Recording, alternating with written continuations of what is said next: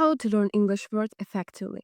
If I create a list of words, is it enough, or maybe I should do something with these words? How to make this list effective and how to work with these words. Today I'm gonna talk about this. The first thing is the length of list of words. Remember, the longer your list is, the less word you'll remember. Sometimes we read a book and try to write down as many words as we can. Unfortunately, after you will not learn all of them or learn just small part of them. Try to focus on the most important words that are important for understanding main idea. If you watch some series and it's too specific, for example, medical term, and you don't need it, or it's slang word, try to avoid them. Also, one good tip that I use ChatGPT, and sometimes I send list of words, and if I create list of words for my student, this is B1 student. He needs English for these purposes. Try to eliminate words that not important for him or not so common, and try to focus on the most important words and keep them. And it will help you to remove some of words that you will not use in your daily speech. Do you remember Pareto principle that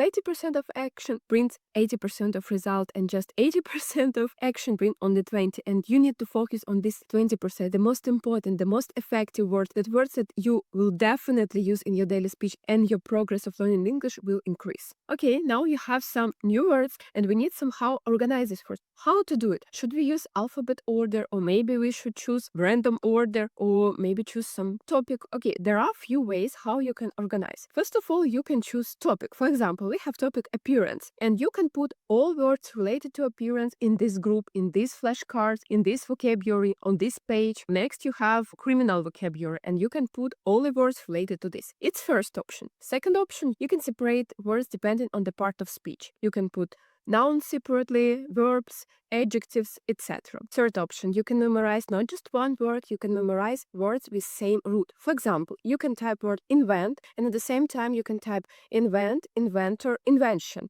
or decide, and you can type decide, decision, make decision, decisive, indecisive. Next option. When you type the word, you can also type synonyms. For example, you type the word afraid, and at the same time on this card or on this paper, in this column, you can type the word scared, frightened, terrified. Or even you can type the word with opposite meaning, and it will help you to memorize more words at the same time. If you type the verb, it's much better to type it together with preposition. For example, not just type depend, but together with depend on, or ask for, afraid of, angry with, etc. Because when you use it in your conversation, sometimes you need to use preposition, and not always you can use preposition correctly. You just need sometimes only memorize this preposition together with the verb. When you type the word, type together with the phrase or sentence, and it's great if you type the same sentence that you have and you found this word. For example, the same sentence from the book or series, and you will have context and you will understand how to use this word in a context. For some words, it's also nice. I didn't do it, but if you want, you can also type together with the word what should you use after this word, gerund or infinitive. And it will also help you at the same time remember, okay, I need to use gerund or infinitive. For me, it's much easier to learn it separately words, and after learn what word I need to use with gerund, what word I need to use with infinitive. When you type the words, try to find as many details as possible. Try to do some research. Try to eliminate words that you don't need. Eliminate words from specific vocabulary. Eliminate words from not your level. Eliminate words that you understand that you will not use, or maybe use just one time, and focus on the most important word. Next, now we have our words and we need somehow to practice them. You can type this word to ChatGPT and tell ChatGPT, I need to practice this word. Can you create some exercise to practice? Try to do some exercise like fill in gaps, or you can ask ChatGPT create a story using this word, and you will try to read and translate and understand it in the context and reply some question. Or you can also ask ChatGPT to create some sentences, and you will translate them from your native language to English.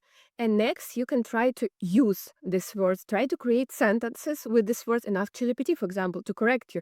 Try to use in your speaking, try to create on your own some context, some story using this word, and it will help you to remember this word. And first of all, you saw this word in the context. After you did a research trying to remember as many details as possible using these words. After you had exercises to practice, and after you use some sentences using this word. If you follow all these steps, it will help you to memorize this word and work with this word effectively. And one more important thing, to revise these words from time to time. For example, you wrote them down, you memorize them, and after a few days, after 1 week, return to this word and also try to do some exercise or create your own sentences and practice them, and it will definitely help you to learn words much more effectively. See you next time.